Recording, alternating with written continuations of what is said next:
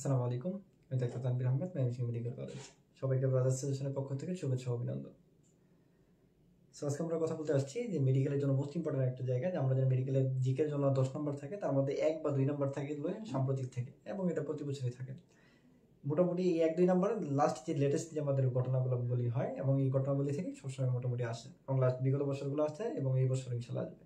সেগুলো নিয়ে খুব প্যারায় থাকে অনেকে, এই জন্য আমি অনেক ঘাটাঘাটি করে সুন্দর করে তোমাদের জন্য সাজায় কিছু কথা বলবো। একদম জাস্ট খালি তুমি এক পলক এগুলো নোট করে দেখে যাবা, আর এগুলো মুখস্থ করার দরকার নেই, এগুলো পড়ার দরকার নেই। ইনশাল্লাহ তুমি সবগুলো প্রশ্নই কি কমন পাবে ইনশাল্লাহ। হ্যাঁ, তো একটু তোমরা জয়েন হয়ে যাও, সবাই একটু শেয়ার করে দাও, একটু মেনশন করে দাও, আমরা ইনশাল্লাহ শুরু করে দেবো। তো আজকে আমাদের টপিক হলো সাম্প্রতিক দিকে। হ্যাঁ, এবং সাম্প্রতিক দিকে আমি বলছি, দেখবা অনেক জায়গায় অনেক বাস মানে তথ্য দেওয়া আছে। আসলে এত কিছু জানা লাগে না, আমি খুব সিম্পলি একদম তোমাদের যতটুকু জানা দরকার ওইটুকু বলবো ইনশাল্লাহ। হ্যাঁ, তো চলো আমরা শুরু করি।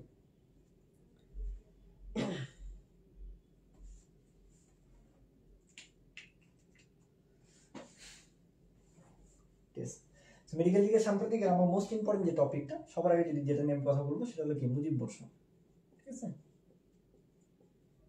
আমাদের যদি এই বছর সাম্প্রতিক থেকে একটা কোশ্চেন আসে, আমার ধারণা সবচেয়ে বেশি ইম্পর্টেন্ট যদি কোনো টপিক থাকে তাহলে এটা অবশ্যই মুজিব বর্ষ। তো মুজিব বর্ষ নিয়ে আমাদের অনেক কথা আছে, যেমন লেটেস্ট তোমরা জানো যে মুজিব বর্ষ যদিও প্রথম দিকে যে ঘোষণাটা করা হয়েছিল, বাট পরবর্তীতে মুজিব বর্ষে কি হচ্ছে, করোনার জন্য এটাকে আরো এক্সটেন্ড করা হয়েছে। তাহলে সবার আগে যে ইম্পর্টেন্ট ব্যাপারটা আমি খুব সংক্ষেপে বলবো, খুব তাড়াতাড়ি বলার চেষ্টা করবো, কারণ তোমরা এত বড় দীর্ঘ ক্লাসটা দেখার জন্য সময় তোমাদের কম। সো এই জন্য সময়কালটা দেখো। এই সময়কালের ক্ষেত্রে বর্তমানে যে সময়কালটা আছে এটা বলা হয় হলো 17 মার্চ 2020 কিন্তু। হ্যাঁ, 17 মার্চ 2020 থেকে 31 মার্চ 2022, খুব ইম্পর্টেন্ট। ঠিক আছে, এটা কিন্তু 17 মার্চ 2020 থেকে 31 মার্চ 2022, এটা হলো মুজিব বর্ষের সময়কাল। অনেকে ভাবে যে 17 মার্চ থেকে 17 মার্চ, না, 17 মার্চ থেকে 31 মার্চ কিন্তু, অর্থাৎ কিছুদিন আগে এটা শেষ হয়েছে। হ্যাঁ, এবং ওটার অনুষ্ঠানকে আজকে কিন্তু কি এআর রহমান আসছে বাংলাদেশে, তাই না? তুমি জানো অনেকে। যাই হোক, তাহলে এই 17 মার্চ 2020 থেকে 31 মার্চ 2022, এবং এইটার সাথে সবচেয়ে বেশি ঝামেলা তোমাদের যেটা আমাদের, সেটা হলো স্বাধীনতার, এটা মানে যে ঝামেলাটা তোমাদের আছে সেটা হলো জন্ম শতবার্ষিকী। ঠিক আছে, এটা নিয়ে একটা ঝামেলা আছে। আর এটা আছে স্বাধীনতার সুবর্ণ জয়ন্তী। আমি সবগুলো একবারে ক্লিয়ার করতেছি, তাহলে অনেক মনে থাকবে। স্বাধীনতার সুবর্ণ জয়ন্তী, এই তিনটার সময়কাল নিয়ে খুব ঝামেলা, মানে অনেকে বারবার মুখস্থ করতেছে, বারবার ভুলে যাচ্ছে। ব্যাপারটা দেখো, মুজিব বর্ষের ক্ষেত্রে হলে সময়টা সবচেয়ে বড়, কারণ মুজিব বর্ষটাই আমরা কি ব্যাপকভাবে মানে পালিত করা হচ্ছে বাংলাদেশে। তাহলে এইটার সময়কাল এই জন্য অনেক বেশি দীর্ঘ। এটা কত, 17 মার্চ থেকে 2020 থেকে 31 মার্চ 2022, মোটামুটি প্রায় 2 বছরের উপরে। ঠিক আছে, কিন্তু জন্ম শতবার্ষিকী যখন বলবে তোমাকে, যদি বলা হয় জন্ম শত, নামেই শত আছে, তার মানে এটা কি কতটুকু হবে, মানে 100 বছর যে হয়েছে ওই সময়টা, ওই বছরটা শুধু, মানে জন্মর যে ওই শতবর্ষ। আমরা জানি আমাদের সে বঙ্গবন্ধু শেখ মুজিবুর রহমান 17 মার্চ 2020 মানে 1920 সালে জন্মগ্রহণ করছে। তাহলে সেই অনুসারে আমার 2020 সালে গিয়েছে 100 বছর হয়েছে। তাহলে এই যে 2020 সালে যে 100 বছর হয়েছে, এই 100 বছরের একটা বছর, শুধু একটা বছর কত তাহলে, এটার সময়কালটা হবে আমার, এটার সময়কালটা হবে 17 মার্চ 2020 থেকে, ঠিক আছে, 17 মার্চ 2021 পর্যন্ত, অর্থাৎ এই যে একটা বছর, 17 মার্চ থেকে 17 মার্চ 2020 থেকে 17 মার্চ 2021। আমি বলছি যেটাতে শত থাকবে ওই শত বর্ষতা মানে কি, মানে একটা ওই 100 বছর যে হয়েছে ওই 100 বছরের বছরটা, অর্থাৎ 2020-এর 17 মার্চ থেকে 2021-এর 17 মার্চ, এটা হলো আমার জন্ম শতবার্ষিকী। আর মুজিব বর্ষের সময়কালটা অনেক দীর্ঘ, আমরা বলছি 17 মার্চ থেকে 31 মার্চ 2022, এটা কিন্তু 21 না। আচ্ছা, আর স্বাধীনতার সুবর্ণ জয়ন্তী, আমরা জানি যে আমাদের মুক্তিযুদ্ধ যে হয়েছে, আমাদের বঙ্গবন্ধু শেখ মুজিবুর রহমান, ঠিক আছে, 25শে মানে যে মার্চ ছিল, যে কালো রাত্রি ছিল, ওটার শেষ ভাগে, অথবা বলে কি যে বলি 26শে মার্চের প্রথম ভাগে আমাদের স্বাধীনতার ঘোষণাটা দিয়েছিল। এবং ওইখান থেকে আমাদের রক্তক্ষয়ী 9 মাসের যে যুদ্ধ, এরপর আমরা 16 ডিসেম্বর কি পেয়েছি, জয়টা পাইছি, বা আমাদের বিজয়টা পাইছি। তাহলে ওই যে স্বাধীনতা যে হলো, ওই স্বাধীনতা থেকে শুরু করে বিজয়ের যে এই অংশটা, এই জায়গাটুকু হলো আমাদের সুবর্ণ জয়ন্তী। এটাই হলো আমার স্বাধীনতার সুবর্ণ জয়ন্তী পালিত হয়েছে। তাহলে এই স্বাধীনতার সুবর্ণ জয়ন্তী যখন বলবে, তখন আমার সময়কালটা হবে, কিন্তু তখন আমার 17 মার্চ থাকবে না, তখন আমার সময়কালটা হয়ে যাবে 26শে মার্চ, মানে যেদিন স্বাধীনতার ঘোষণা হয়েছে, 26শে মার্চ হলো কি 2021 থেকে শুরু করে 16 ডিসেম্বর 2021 পর্যন্ত। এটা ভাই কেন 2021 হলো, দেখো আমাদের যুদ্ধটা কত হয়েছে, মানে 1971 সালে হয়েছে। 71 সালে 26শে মার্চ, ঠিক আছে, 71-এ 26শে মার্চ, ৭৩ 26 মার্চ মানে কি 50 বছর না, আমাদের 50 বছর পূর্তিকেই সুবর্ণ জয়ন্তী বলে। এই জন্য স্বাধীনতার সুবর্ণ জয়ন্তী যখন বলবে ওই 26 মার্চ 1971 সালে যুদ্ধ হয়েছে আর 2021 এরই তো 50 বছর আমার। এই জন্য 26 মার্চ 2021 থেকে 16 ডিসেম্বর 2021 এটা হলো আমার কি স্বাধীনতার সুবর্ণ জয়ন্তীর সময়কাল। দেখো এই তিনটা সময়কালে তোমাদের অনেক ঝামেলা, আই থিঙ্ক এখন ক্লিয়ার হয়ে গেছে। দেখো ক্লিয়ার আছে কিনা, বা তিনটা কনফিউশন ক্লিয়ার হয়েছে কিনা দেখো, এটা আমাকে জানাও। এটা পর্যন্ত বুঝছো কিনা? তাহলে মুজিব বর্ষ 17 মার্চ থেকে 31 মার্চ 2022। জন্ম শতবার্ষিকী বললে আমি 100 বছরের ওই একটা বছর ধরবো শুধু, হ্যাঁ, জাস্ট ওই বর্ষটা। আর স্বাধীনতা বললে আমি তখন 26 মার্চে চলে যাবো, তখন আর 17 মার্চে থাকবো না, তখন আমরা 26 মার্চ থেকে 16 ডিসেম্বর পর্যন্ত। ওকে, আচ্ছা ঠিক আছে। আসসালামু আলাইকুম ভাই। আচ্ছা ঠিক আছে, ওয়ালাইকুম সালাম। হ্যাঁ, এটা পর্যন্ত ক্লিয়ার আছে কিনা দেখো। আচ্ছা, তারপর সঙ্গে আরেকটা কথা বলবো, মুজিব বর্ষ নিয়ে একটু কথা বলি, আমরা আস্তে আস্তে যাবো। তাহলে সময়কালগুলো ক্লিয়ার হয়েছে, চলো আমরা তাহলে মুজিব বর্ষ নিয়ে কথা বলি একটু।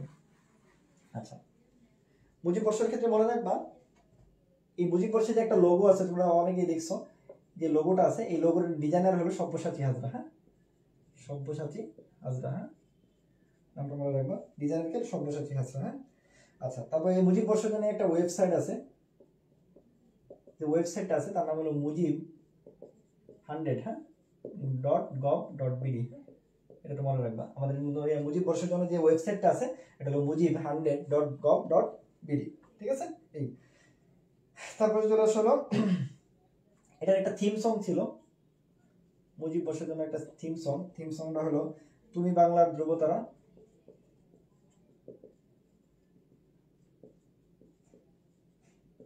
তুমি বাংলার ধ্রুবতারা, তুমি বাংলার বাতিঘর। হ্যাঁ,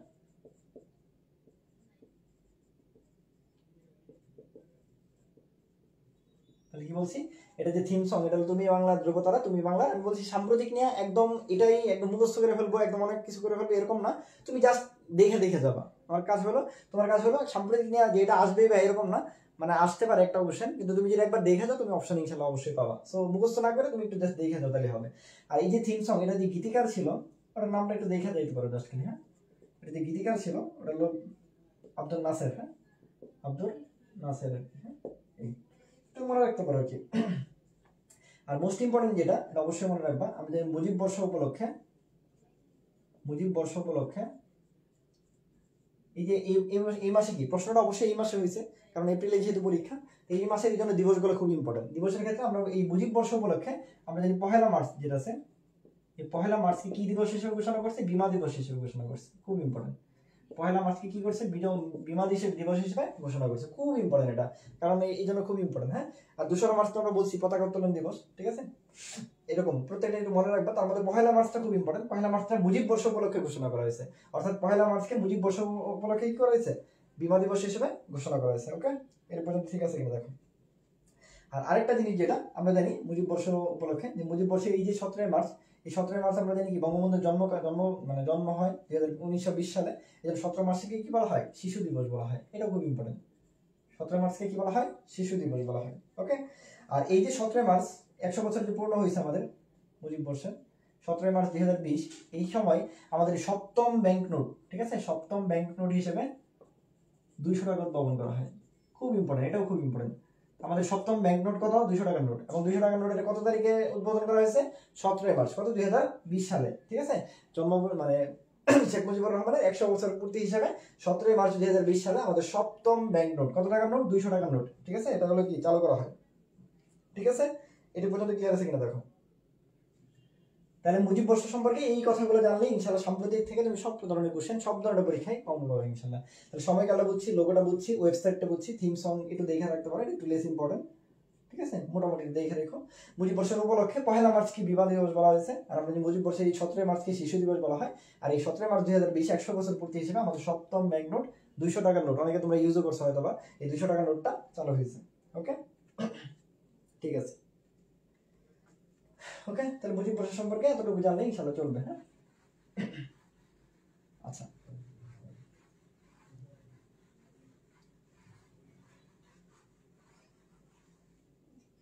তারপর চলে আসো, তারপর স্বাধীনতার সুবর্ণ জয়ন্তী আমরা তো বললাম।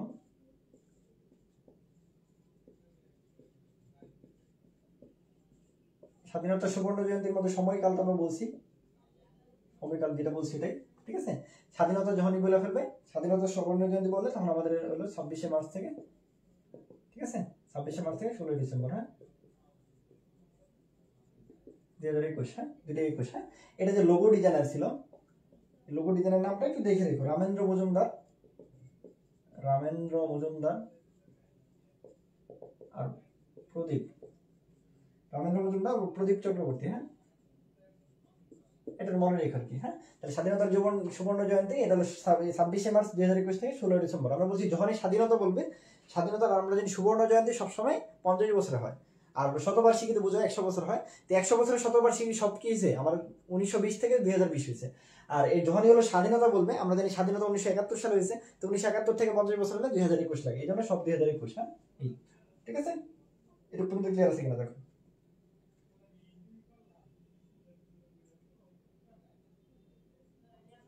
ওকে, তারপর চলো মোস্ট ইম্পর্টেন্ট, যেটা থেকে প্রশ্ন তুমি পাবাই ইনশাল্লাহ, হ্যাঁ সেটা হলো খেলাধুলা। প্রত্যেক বছর খেলাধুলা থেকে প্রায় কোশ্চেন আসে, সো আমরা সব খেলাধুলা নিয়ে কথা বলবো। এই খেলাধুলার মধ্যে মোস্ট ইম্পর্টেন্ট যে টপিকটা সেটা হলো ক্রিকেট। আমরা জানি আমাদের বাংলাদেশে প্রশ্ন আসছে মানে ক্রিকেট থেকে আসছে, মানে প্রশ্ন আসা মানেই তুমি ক্রিকেট থেকেই প্রশ্ন মোটামুটি পাবা। তো আমরা মানে একটা আস্তে আস্তে শুরু করি। দেখো প্রথমবার আমার কথা হলো যে ক্রিকেট নিয়ে যেহেতু প্রশ্ন আসে, এই জন্য ক্রিকেট সম্পর্কে সবার জ্ঞানই ভালো, বিশেষ করে ছেলেদের কারণে অনেক বেশি ভালো থাকে, কারণ ছেলেরা ক্রিকেট পাগল থাকে, আমি নিজেও ক্রিকেট ফ্যান অনেক। সো এই জন্য ক্রিকেট থেকে মোটামুটি প্রশ্ন আসতে পারা যায়। বাট তারপরে দেখা যায় ঝামেলা হয় কি, বেশি জানলে যেটা হয় আর কি, দেখা যাচ্ছে সেই জন্য বেশি জানলে কারণে পাত্তা দেয় না, পরে দেখা যাচ্ছে সহজে একটা কোশ্চেন আসতে পারে নাই।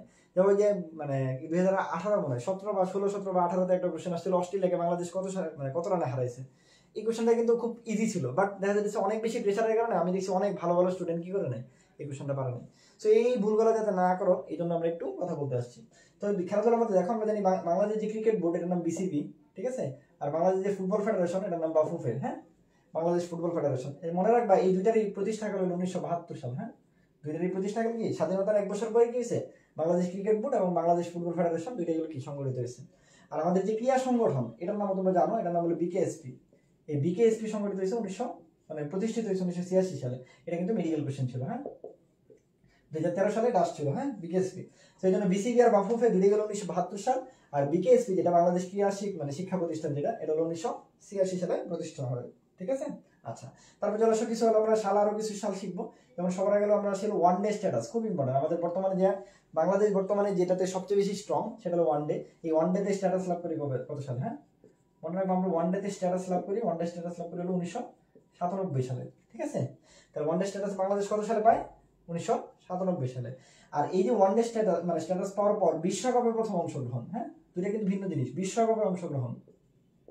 তাহলে ওয়ান ডে স্ট্যাটাস পাওয়ার সাথে সাথে কিন্তু আমরা বিশ্বকাপে অংশগ্রহণ করি নাই, অর্থাৎ ওয়ান ডে স্ট্যাটাস পেয়েছি আমরা 1997 সালে, আর বিশ্বকাপে অংশগ্রহণ করছি আমরা 1999 সালে। অনেকে বিশ্বকাপে আসলে 1997 দেখাও, তাহলে আমরা বলছি ওয়ান ডে স্ট্যাটাস পেয়েছি 1997 সালে, আর বিশ্বকাপে বাংলাদেশ অংশগ্রহণ করছে 1999 সালে, ঠিক আছে। এটা পর্যন্ত ক্লিয়ার আছে কিনা দেখো। তারপর মোস্ট ইম্পর্টেন্ট যেটা সেটা হলো বাংলাদেশ, এটা তো গেল ওয়ান ডে ব্যাপার, বাংলাদেশ হলো কি টেস্টে বাংলাদেশ কবে হলো স্ট্যাটাস পায়, হ্যাঁ টেস্ট স্ট্যাটাস কত সালে পায় বাংলাদেশ, হ্যাঁ টেস্ট স্ট্যাটাস তো পায় আমরা জানি 26শে জুন, তারিখে তো বেশি ইম্পর্টেন্ট না, সালটা মনে রাখবো 2000 সাল, হ্যাঁ ঠিক আছে। এর পর্যন্ত ক্লিয়ার আছে কিনা দেখো। তাহলে আমরা বলছি বিসিবি বাফুফে এই দুটো 1972, বিকেএসপি 1986, ওয়ান ডে স্ট্যাটাস লাভ করছে 1997 সালে, বিশ্বকাপের মঞ্চে বাংলাদেশ প্রথম অংশগ্রহণ করছে 1999 সালে, টেস্টে বাংলাদেশ টেস্ট যে আমাদের স্ট্যাটাসটা এটা পাইছে 2000 সালে 26শে জুন, হ্যাঁ তারিখ এত বেশি ইম্পর্টেন্ট না তোমাদের লেভেলে, তোমাদের জন্য সালটাই বেশি ইম্পর্টেন্ট, হ্যাঁ এটা তো মনে রাখো। ওকে, এটা পর্যন্ত ক্লিয়ার আছে কিনা দেখো, তাহলে মুছি আমরা, হ্যাঁ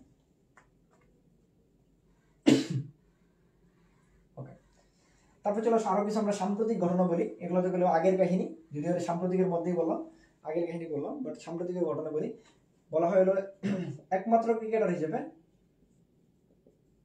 ঠিক আছে, যেমন ক্রিকেটার নিয়ে যখন মাশরাফি ছিল, মাশরাফি থেকে কিন্তু 2বার মেডিকেল আসছে।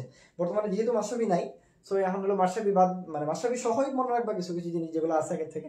আর এখন যেহেতু বর্তমানে যারা আছে, বিশেষ করে সাকিব আল হাসান, তুমি জানো যে ঠিক আছে বাংলাদেশের একমাত্র হলো কি সেরা অলরাউন্ডার, এবং সাকিব আল হাসান থেকে প্রশ্ন আসার সম্ভাবনা অনেক বেশি এবার, হ্যাঁ এই জন্য মনে রাখবে একমাত্র ক্রিকেটার হিসেবে 1000 রান, হ্যাঁ মানে টি-20তে একমাত্র ক্রিকেটার হিসেবে টি-20তে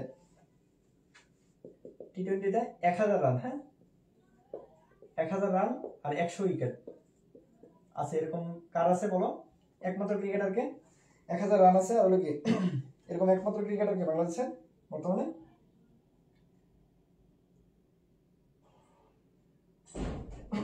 ঠিক আছে, পারলাম আমি বলছি আসসালামু আলাইকুম। আচ্ছা, ওয়ালাইকুম আসসালাম।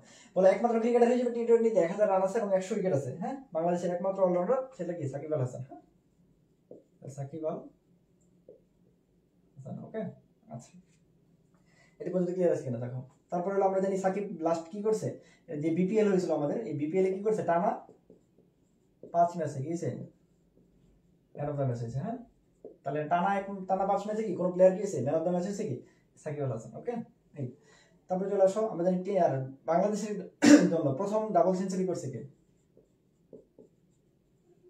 প্রথম ডাবল সেঞ্চুরি কি করছে বলো? এটা কিন্তু মুশফিকুর রহিম। হ্যাঁ, ঠিক আছে, প্রথম ডাবল সেঞ্চুরি করছে টেস্টে কে? মুশফিকুর রহিম। হ্যাঁ, তারপর চলে আসলো, আমরা জানি হলো কি বিশ্বকাপের মঞ্চে বিশ্বকাপে প্রথম সেঞ্চুরি করছে কে? এগুলো তোমরা অনেকেই জানো যদিও, তারপর একটু বলে দাও। এটা কিন্তু মাহমুদুল্লাহ রিয়াদ। হ্যাঁ, ঠিক আছে, এই ব্যাপারগুলো খুবই সহজ বাট খুব কঠিন হয়ে যায় পরীক্ষার মধ্যে চলে আসলে। তাহলে বলছি একমাত্র ক্রিকেটার হিসেবে 1000 রান 100 উইকেট পেয়েছে সাকিব আল হাসান। বিপিএল এ টানা 5 ম্যাচে ম্যান অফ দ্য ম্যাচ হয়েছে সাকিব আল হাসান। প্রথম ডাবল সেঞ্চুরি কিন্তু কবার কে করছে? মুশফিকুর রহিম। আবার বিশ্বকাপের মঞ্চে প্রথম সেঞ্চুরি কে করছে? এটা কিন্তু তামিমও করে নাই, মুশফিকও করে নাই, বা হলো মাহমুদুল্লাহ কি বলে সাকিবও করে নাই, এটা কিন্তু কে করছে? মাহমুদুল্লাহ করছে। হ্যাঁ, কারণ বিশ্বকাপের মঞ্চে প্রথম কি করছে? মাহমুদুল্লাহ সেঞ্চুরি করছিল। ওকে, এটি পর্যন্ত কি ক্লিয়ার আছে কিনা? আর মনে করো সবচেয়ে বেশি বাংলাদেশের পক্ষে সবচেয়ে বেশি ম্যাচ খেলছে কিন্তু মুশফিকুর রহিম। হ্যাঁ, এটা অনেক সময় চলে আসে, এটা তুমি দেখে রাখতে পারো। হ্যাঁ, সবচেয়ে বেশি একাধিক মানে সর্বাধিক ম্যাচ খেলছে কে? ঠিক আছে, কোন ক্রিকেট? সে হলো মুশফিকুর রহিম। ওকে, আচ্ছা, এটি পর্যন্ত ঠিক আছে কিনা দেখো। তারপর চলে আসো, আমরা আরো কিছু রিসেন্ট কথা বলবো। রিসেন্ট যদি বলি, আমাদের 2020-21 বা হলো 19-20 পরে যে আমাদের অর্জনের মধ্যে আমাদের কিছু অর্জন আছে। তার মধ্যে আমাদের সেরা একটা অর্জন হলো কি টি-20তে কি টি-20তে সিরিজ জয়। কার বিরুদ্ধে? অস্ট্রেলিয়ার বিরুদ্ধে। হ্যাঁ, বাংলাদেশের মাটিতে টি-20তে সিরিজ জিতছে বাংলাদেশ। কার বিরুদ্ধে? অস্ট্রেলিয়ার বিরুদ্ধে। অস্ট্রেলিয়া যখন বাংলাদেশে আসলো তখন আমরা কিন্তু কি অস্ট্রেলিয়ার সাথে কি করছি? টি-20তে সিরিজ জিতছি। ঠিক আছে, আর আরেকটা মোস্ট ইম্পর্টেন্ট যেটা হলো কথা, সেটা হলো আমরা আরেকটা বিদেশের মাটিতে, যদিও এবার হলো সাউথ আফ্রিকাতে হলো লাস্ট মানে এই কয়েকদিন আগে হয়েছে, সো এটা আসার সম্ভাবনা নাই কারণ প্রশ্ন অলরেডি তৈরি হয়ে গেছে। সো সাউথ আফ্রিকাটা যদিও খুব ইম্পর্টেন্ট ছিল যদি পরীক্ষাটা একটু পরে হইতো, বাট যেহেতু সাউথ আফ্রিকা মাত্র জিতছে সো এটা দরকার নাই। বাট বিদেশের মাটিতে আমাদের টেস্ট রয়েছে আছে একটা। হ্যাঁ, বিদেশের মাটিতে টেস্ট জয় আছে। হ্যাঁ, এই বিদেশের মাটিতে টেস্ট জয় আছে কোন দেশের বিরুদ্ধে? নিউজিল্যান্ডের বিরুদ্ধে। খুব ইম্পর্টেন্ট, বিদেশের মাটিতে আমাদের যে টেস্ট জয় কয়েকদিন আগে, সেটা হলো কার বিরুদ্ধে? এটা রিসেন্ট তথ্য, এই জন্য খুব ইম্পর্টেন্ট। সেটা হলো নিউজিল্যান্ডের বিরুদ্ধে। হ্যাঁ, তাহলে টি-20তে সিরিজ জয় দেশের মাটিতে অস্ট্রেলিয়ার বিরুদ্ধে, আর বিদেশের মাটিতে আমরা কি করছি? টেস্ট জিতছি। যেখানে ভারত যায় টেস্ট জিততে পারে নাই, সেখানে আমরা কি বাংলাদেশ হলো কি বিদেশের মাটিতে বা নিউজিল্যান্ড যায় কি করছি? আমরা টেস্ট জিতছি কয়েকদিন আগে। হ্যাঁ, যে টেস্ট জয় হয়েছিল সেটা হলো আমরা জিতছিলাম 8 উইকেটে। হ্যাঁ, কয় উইকেটে? 8 উইকেটে। হ্যাঁ, তাহলে কয় উইকেটে জিতছিল? 8 উইকেটে। আর এই ক্ষেত্রে ম্যান অফ দ্য ম্যাচ হয়েছিল এবাদত হোসেন। হ্যাঁ, এইগুলো একটু মনে রাখবে কারণ এগুলো রিসেন্ট তথ্য এবং খুব ইম্পর্টেন্ট, কারণ ক্রিকেট খুব ইম্পর্টেন্ট এবং জানো অনেকেই। ঠিক আছে, তাহলে টি-20 সিরিজটা দিচ্ছে, এটা আমাদের একটা সাম্প্রতিক খুব ইম্পর্টেন্ট একটা ঘটনা। আর বিদেশের মাটিতে আমাদের টেস্ট জয় হয়েছে, এটা খুব ইম্পর্টেন্ট ঘটনা। আর মাত্র যেটা বললাম, তবে এটা আসার সম্ভাবনা খুব কম, সেটা হলো বিদেশের মাটিতে সিরিজ জিতলো যেটা মাত্র। ঠিক আছে, বিদেশের মাটিতে সিরিজ জিতছে, এটা হলো কি সাউথ আফ্রিকার বিরুদ্ধে। ঠিক আছে, তো এটা তো মাত্র হয়েছে, সো এটা আসার পসিবিলিটি নেই, বাট তারপর একটু বলে রাখলাম আর কি। ঠিক আছে, সাউথ আফ্রিকার বিরুদ্ধে। হ্যাঁ, মাত্র যেটা জিতলো, সো এটা আসলে দরকার নেই, বাট আগের দুটো ইম্পর্টেন্ট, আসলে আগের দুটো থেকে আসবে। ঠিক আছে, তাহলে টেস্ট জিতছে হলো নিউজিল্যান্ডের বিরুদ্ধে 8 উইকেটে, ম্যান অফ দ্য ম্যাচ হচ্ছে আবাদত হোসেন, আর টি-20 সিরিজটা অস্ট্রেলিয়ার বিরুদ্ধে জিতছে। ওকে, এই পর্যন্ত ঠিক আছে কিনা দেখো।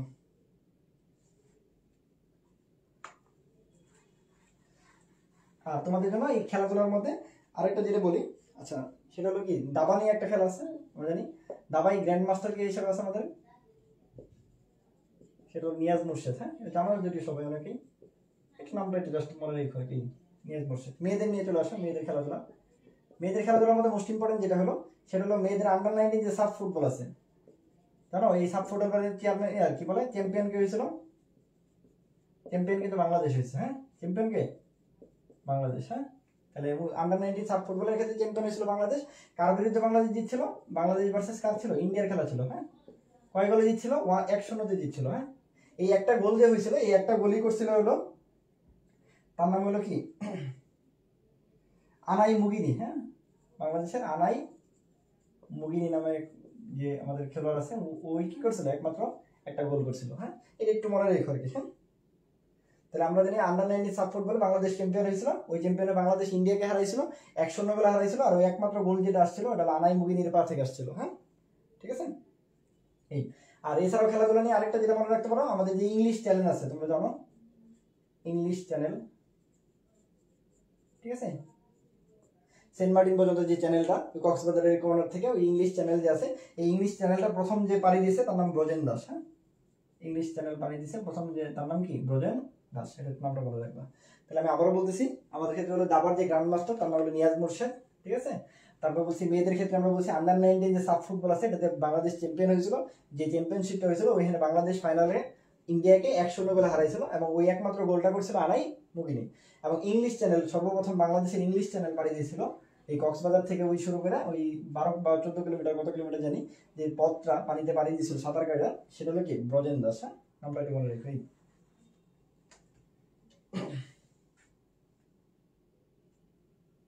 তারপর যেটা আসলে রিসেন্ট আরেকটা জিনিস সেটা ইম্পর্টেন্ট আমাদের, সেটা হলো কি স্বাধীনতা পুরস্কার, খুব ইম্পর্টেন্ট স্বাধীনতা পুরস্কার। হ্যাঁ,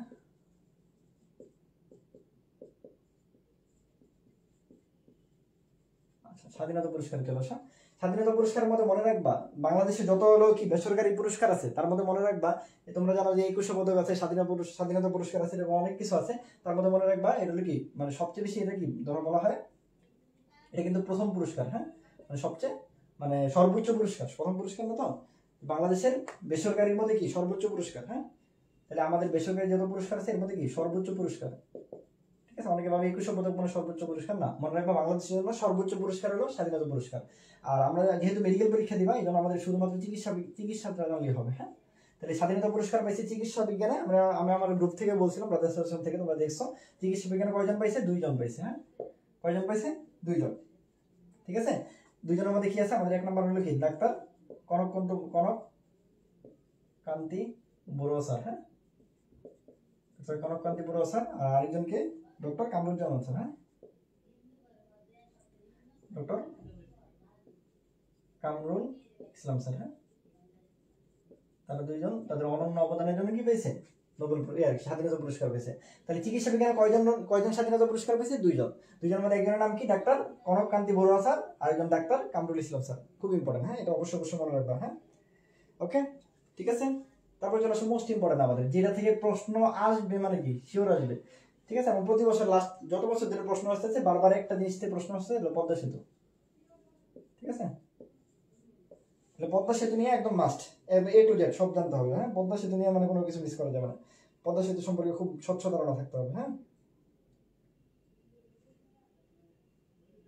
হ্যাঁ, সর্বোচ্চ বেসামরিক হইতে বললাম, সর্বোচ্চ যে পুরস্কার আমাদের, সর্বোচ্চ পুরস্কারের নাম কি, সেটা হলো স্বাধীনতা পুরস্কার, ঠিক আছে। আচ্ছা, তারপরে পদ্মা সেতু নিয়ে চলে আসো। পদ্মা সেতুর ক্ষেত্রে দেখো, সর্বপ্রথম যেটা হলো পদ্মা সেতু মানে কার অর্থায়নে হলো কি তৈরি হয়েছে, এটা হলো নিজস্ব অর্থায়নে। সবার আগে এটা হলো ইম্পর্টেন্ট, আমাদের বাংলাদেশ সরকারের নিজস্ব অর্থায়নে গিয়েছে পদ্মা সেতুটা বর্তমানে আমাদের নির্মাণ বা হলো বর্তমানে কি দৃশ্যমান। হ্যাঁ, আচ্ছা, তারপর সব পদ্মা সেতুর দৈর্ঘ্য, যেটা 2বার হলো কি মেডিকেল আসছে অলরেডি। হ্যাঁ, পদ্মা সেতুর দৈর্ঘ্য 6.15 কিলোমিটার। হ্যাঁ, পদ্মা সেতুর দৈর্ঘ্য কত বলছি, 6.15 কিলোমিটার। হ্যাঁ, পদ্মা সেতুর দৈর্ঘ্য খুব ইম্পর্টেন্ট, 6.15 কিলোমিটার। হ্যাঁ, তারপর চলে আসো পদ্মা সেতুর স্প্যান সংখ্যা, স্প্যান আর হলো পিলার, খুব ইম্পর্টেন্ট। হ্যাঁ, আর ঝামেলা মধ্যে স্প্যান আর হলো কি পিলার মধ্যে, মনে রাখবা স্প্যান আছে হলো 41টা। হ্যাঁ, আর পিলার আছে 42টা। তো সবসময় তো স্প্যান তো কমই থাকবে। হ্যাঁ, আর পিলার হলো বেশি থাকে। আর স্প্যানের ক্ষেত্রে যে 9 দিয়ে মনে রাখতে পারো, 9 কে এইভাবে লেখা যায়। হ্যাঁ, বা যে যেভাবে মনে রাখে আর কি, ঠিক আছে। বাট ইম্পর্টেন্ট কথা হলো স্প্যান কম থাকে, পিলার বেশি থাকে। হ্যাঁ, অথবা মনে রাখবা স্প্যানে 2 অক্ষর আছে ধরো, এবার পিলারে 3 অক্ষর আছে, এই জন্য পিলার বেশি থাকে, যে যে দিক দিয়ে মনে রাখো আর কি। বাট স্প্যান থাকে 41টা, পিলার থেকে কয়টা, 42টা, ঠিক আছে। তারপর চলো মোস্ট ইম্পর্টেন্ট জেলা, দুই প্রান্তে কোন কোন জেলা আছে। হ্যাঁ, দুই প্রান্ত কে কে আছে। হ্যাঁ, একবার আমরা তো বারবারই তোমরা জানো যে মানুষ কই যাইতেছে, ইদানিং সবাই মাওয়া ঘাটে যায় না, মাওয়া ঘাটে ইলিশ খেতে যাচ্ছে, তার মানে হলো কি এক প্রান্তে অবশ্যই মাওয়া আছে, ঠিক আছে। তাহলে মাওয়া ঘাট আছে। আর আরেক প্রান্তে গেছে, মাওয়া ঘাটটা কোন অঞ্চলে, কোন জেলার, এটা মুন্সিগঞ্জ জেলার। হ্যাঁ, তাহলে মুন্সিগঞ্জ। আর ওই পাশে কি আছে, জাজিরা। হ্যাঁ, জাজিরা কোন জায়গায়, শরীয়তপুরের। হ্যাঁ, ঠিক আছে। তাহলে এই পাশে আছে মাওয়া, আর ওই পাশে হলো কি জাজিরা অঞ্চল। হ্যাঁ, আর মাওয়াটা আছে মুন্সিগঞ্জের, আর এই পাশে কি আছে, শরীয়তপুরের, ঠিক আছে। বুঝতে পারছি, এটা হলো কোন দুই প্রান্ত আছে, এটা হলো কথা। আর যদি বলা হয় কোন কোন জেলাকে যুক্ত করছে, কোন কোন জেলা আছে, তখন কিন্তু আবার জেলা হলো 3টা। ঠিক আছে, এখানে তো দুইটা বললাম, আমি মুন্সিগঞ্জ আর শরীয়তপুর, সাথে আরেকটা কি হবে মাদারীপুরে হবে, আরেকটা কি মাঝখানে কি আছে মাদারীপুর আছে। তাহলে মাদারীপুর, মুন্সিগঞ্জ আর শরীয়তপুর এই 3টা হলো জেলা, কোন কোন জেলা যুক্ত হয়েছে। আর যদি বলা হয় কোন দুই প্রান্ত, তাহলে হলো এই মাওয়া আর হলো জাজিরা। ঠিক আছে, মানে মুন্সিগঞ্জ আর শরীয়তপুর। হ্যাঁ, তাহলে আমি মনে রাখতাম মামুশ দ্বারা, হ্যাঁ মামুশ। ঠিক আছে, তাহলে এদিকে হলো মা দিয়ে হলো কি মাদারীপুর, মধ্যে মুন্সিগঞ্জ, সদে শরীয়তপুর, আর এই মাটা হলো আসলে যুক্ত হয় নাই, এই দুজন হলো দুই প্রান্ত আর কি। ঠিক আছে, অর্থাৎ মাদারীপুর হলো মাঝখানে পড়ছে, আর মামুশ আর কি মুন্সিগঞ্জ আর শরীয়তপুর এরা হলো দুই প্রান্ত।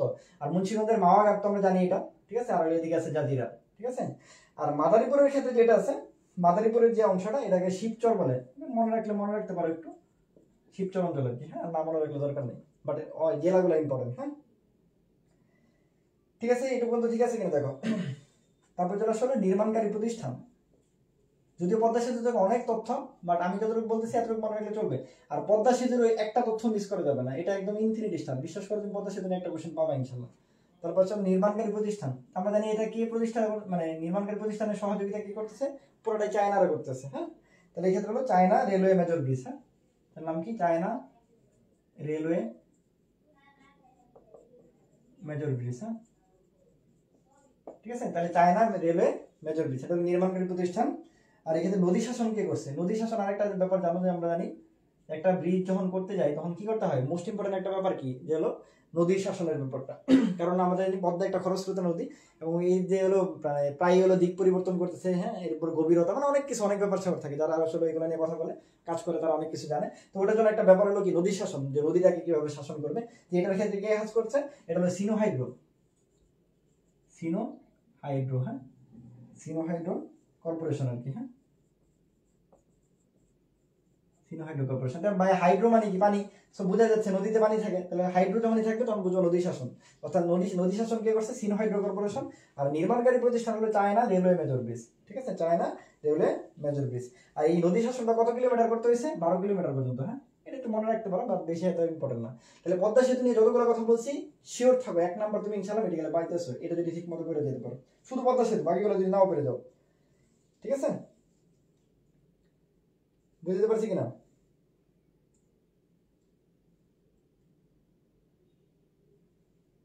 পদ্মা সেতু বলতে ক্লিয়ার আছে কিনা দেখো। তাই বলছি নিজস্ব অর্থায়ন, দৈর্ঘ্য 6.15, স্প্যান হলো 41টা, পিলার 42টা, দুই প্রান্ত হলো কি মাওয়া আর জাজিরা, আর মুন্সিগঞ্জ শরীয়তপুর। আর কোন 3টা জেলা, 3টা জেলা, আরেকটা এই দুটাতেও আছেই, এই দুটার সাথে কি হবে মাদারীপুরটা অ্যাড হবে। আর মাদারীপুরের কোন অঞ্চলটা, মাদারীপুরের শিবচর অঞ্চলটা। হ্যাঁ, আর নির্মাণকারী প্রতিষ্ঠান চায়না রেলওয়ে মেজর ব্রিজ, আর নদী শাসন করছে সিনো হাইড্রো কর্পোরেশন। হ্যাঁ, সিনো হাইড্রো কর্পোরেশন। ওকে, ঠিক আছে। তারপর চলো আমরা রিসেন্ট আরো কিছু কথা বলবো।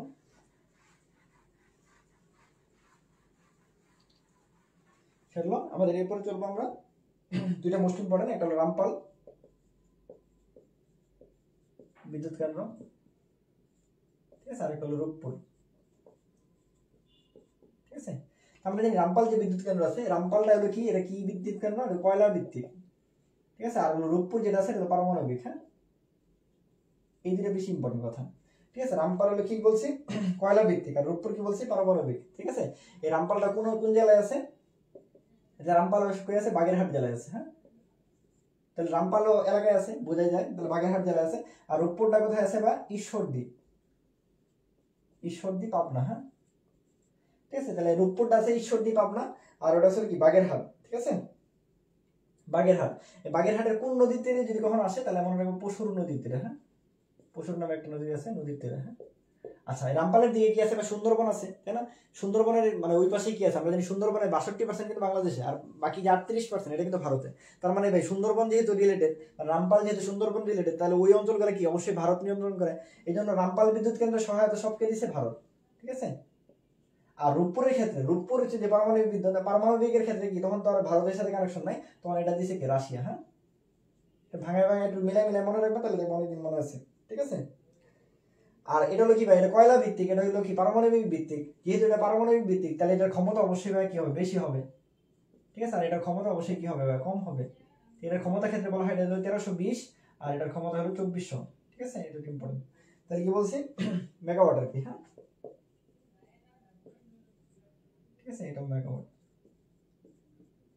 আচ্ছা, তাহলে আমি আবার বলতেছি, দেখো এটা হলো কয়লা ভিত্তিক, ঠিক আছে। রামপাল যেটা, এটা বাগেরহাটে পশুর নদীতে, এটা হলো সহযোগিতা করছে ভারত, ঠিক আছে, সহযোগিতাকে ভারত। আর এর ক্ষমতা কত? 1320 মেগাওয়াট। আর রূপপুর যেটা হলো পারমাণবিক মানে বিদ্যুৎ কেন্দ্র, এটা হলো কোথায় অবস্থিত? ঈশ্বরদী, হ্যাঁ, ঈশ্বরদী, পাবনা।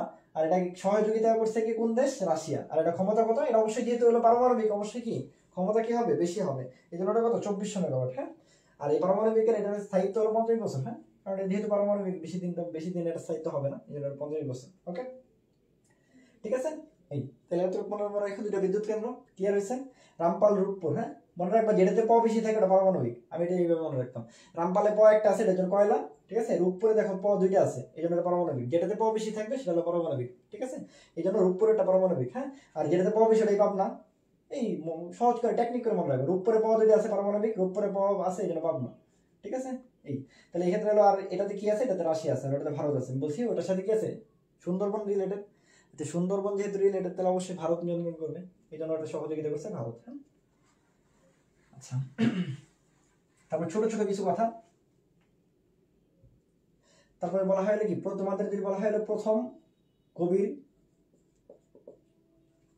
সমুদ্র বন্দর, হ্যাঁ, প্রথম গভীর সমুদ্র বন্দর বাংলাদেশে কোথায় হইতেছে? হ্যাঁ, আনসার হলো মাতারবাড়ি,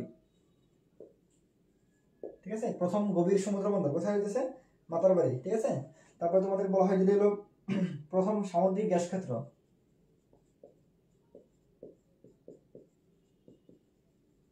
ঠিক আছে, এটা হলো সাঙ্গু ভ্যালি, হ্যাঁ, ঠিক আছে। আবার বলতেছি, তাহলে প্রথম গভীর সমুদ্র বন্দর এটা হলো মাতারবাড়ি, ঠিক আছে। মাতারবাড়ি সমুদ্র বন্দর, মাতারবাড়ি। তাহলে প্রথম গভীর সমুদ্র বন্দর এটা হলো মাতারবাড়ি। প্রথম সামুদ্রিক গ্যাস ক্ষেত্র এটা হলো সাঙ্গু ভ্যালি, হ্যাঁ, ঠিক আছে। সেটা হলো কি সাঙ্গু ভ্যালি। ওকে, এই যদি একটু মনে রেখো, একটা কথা একটু জাস্ট মনে রেখো, এটা কিন্তু লাস্ট বিসিএস আসছে, 42তম বিসিএস এটা আসছিল, হ্যাঁ, সাঙ্গু ভ্যালি যেটা সামুদ্রিক গ্যাস ক্ষেত্র, হ্যাঁ, ঠিক আছে। এই তারপর চলে আসো মেট্রো রেল, হ্যাঁ, আমরা জানি খুবই ইম্পর্টেন্ট মেট্রো রেল বর্তমানে, ঠিক আছে। মেট্রো রেল নিয়ে আমরা কিছু কথা বলবো। সবার আগে দৈর্ঘ্য, মেট্রো রেলের দৈর্ঘ্য এটা জানি আমরা 20.10 কিলোমিটার, হ্যাঁ। মেট্রো রেলের দৈর্ঘ্য কত? 20.10 কিলোমিটার। মোট স্টেশন কয়টা আছে মেট্রো রেলের জন্য? ঠিক আছে, মেট্রো রেলের স্টেশন আছে 16টি, হ্যাঁ, স্টেশন কয়টা আছে? 16টি। নির্মাণ প্রতিষ্ঠান খুব ইম্পর্টেন্ট, এটা নির্মাণ প্রতিষ্ঠানটা ইম্পর্টেন্ট। নির্মাণ প্রতিষ্ঠানটা কেন ইম্পর্টেন্ট? মনে রাখবা, নির্মাণ প্রতিষ্ঠানটা আমাদের ঢাকা, এই জন্য খুব ইম্পর্টেন্ট, হ্যাঁ। তাহলে এই জন্য নির্মাণ প্রতিষ্ঠানটা ইম্পর্টেন্ট, হ্যাঁ। এটা হলো ঢাকা ম্যাস ট্রানজিট, ঠিক আছে, ঢাকা ম্যাস ট্রানজিট, ঠিক আছে। তাহলে এগুলো কি বলছি? এটা নির্মাণ প্রতিষ্ঠান হলো ঢাকা ম্যাস ট্রানজিট, ঠিক আছে। এটা বুঝতে পারছো? আর এটা সবকিছু নকশা প্লাস কি বলে, নকশা প্লাস সহায়তা করছে কোন দেশ? মনে রাখবে, এইসব ওই যে অত্যাধুনিক পদ্ধতি সবসময় কি এগুলো সব বলে জাপান করে, এই জন্য এটা থেকে কি করছে? জাপান করছে, হ্যাঁ। তাহলে মেট্রো রেলের ক্ষেত্রে মোস্ট ইম্পর্টেন্ট নির্মাণটা হলো আমাদের ঢাকা ম্যাস র্যাপিড ট্রানজিট দিতে পারো, ম্যাস ট্রানজিট দিলেও চলে, অথবা ম্যাস র্যাপিড ট্রানজিট, হ্যাঁ, মানে দ্রুত যেটা আর কি, হ্যাঁ, র্যাপিড, ঠিক আছে। তাহলে আমি আবার বলতেছি, দৈর্ঘ্য হলো 20.10, স্টেশন আছে 16টা, নির্মাণ কাজ হলো কি ঢাকা ম্যাস র্যাপিড ট্রানজিট, আর নকশা প্লাস সহায়তা দুইটাই কি করছে? জাপান করছে। ওকে, এটা পর্যন্ত ক্লিয়ার। তারপর চলে আসে পায়রা সেতু, এগুলো কিন্তু সবই রিসেন্ট তথ্য, হ্যাঁ, খুব ইম্পর্টেন্ট। পায়রা সেতু কয় লাইনের সেতু? 4 লাইনের সেতু, হ্যাঁ, ঠিক আছে। পায়রা সেতুর ক্ষেত্রে দৈর্ঘ্য কত? দৈর্ঘ্য যদি বলি এটা হলো 1470 মিটার, হ্যাঁ, 1470 মিটার, হ্যাঁ। আর এটার প্রস্থ হলো 19.76 মিটার, হ্যাঁ, ঠিক আছে। আচ্ছা, এগুলোর ক্ষেত্রে এটার দৈর্ঘ্য এত বেশি ইম্পর্টেন্ট, লেস ইম্পর্টেন্ট, একটু দেখে রেখে জাস্ট, হ্যাঁ, কারণ এতগুলো মনে থাকবে না তোমাদের, খালি একটু মোটামুটি একটু ধারণা নিয়ে যাও। আমি বলছি এগুলো একদম খুব প্রেশার নিবা না, এইখান থেকে সব আসবে, এটা সব বুঝতে পারবে এরকম না, একবার একটু দেখে যাও তাহলে হবে, একটু মাথায় রাখো তাহলে হবে। 4 লাইনের সেতু দৈর্ঘ্য হলো এত বলছি। আর এটার ক্ষেত্রে হলো, এটা মোস্ট ইম্পর্টেন্ট কথা হবে, এটা কি সহায়তা করছে কোন দেশ? মনে রাখবা, যে কোনো সেতু সবসময় সেতুতে সবকিছু সহায়তা চায় না করে, ঠিক আছে। যত দেশে যত সেতু আছে, মনে রাখবা, সেতুর যত জিনিস আছে সব দেখবা হলো বেশিরভাগই চায়নারা সবকিছু মেনটেন করে। তাহলে যেহেতু পায়রা সেতু এক ধরনের সেতু, পদ্মা সেতু এগুলো সব চায় না, তাহলে এটা সহায়তা সব চায় না, হ্যাঁ, ঠিক আছে, বা চীন আর কি, বুঝছো? তো মোস্ট ইম্পর্টেন্ট যেটা সেটা হলো এটার উদ্বোধন। এটার ক্ষেত্রে যদি মোস্ট ইম্পর্টেন্ট বলি সেটা উদ্বোধন, ঠিক আছে। এটা উদ্বোধন করছে কে? আমাদের মাননীয় প্রধানমন্ত্রী শেখ হাসিনা, হ্যাঁ, ঠিক আছে, শেখ হাসিনা কত সালে 2021 সালে। হ্যাঁ ঠিক আছে, তাহলে আমরা বলছি পায়রা সেতুর ক্ষেত্রে মোস্ট ইম্পর্টেন্ট যেহেতু রিসেন্টলি উদ্ভাবন হয়েছে এবং এটা উদ্ভাবন করছে কি বাংলাদেশের মাননীয় প্রধানমন্ত্রী শেখ হাসিনা কি করছে 2021 সালে এটা উদ্ভাবন করছে। এটা কয় লাইনের সেতু? 4 লাইনের সেতু। এটা দৈর্ঘ্য কত? 1470 আর 1976 হলো প্রস্থ।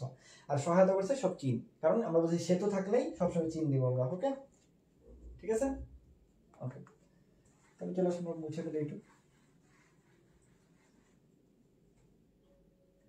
তারপর ছিল হলো কি মোস্ট ইম্পর্টেন্ট ছিল বঙ্গবন্ধু টানেল।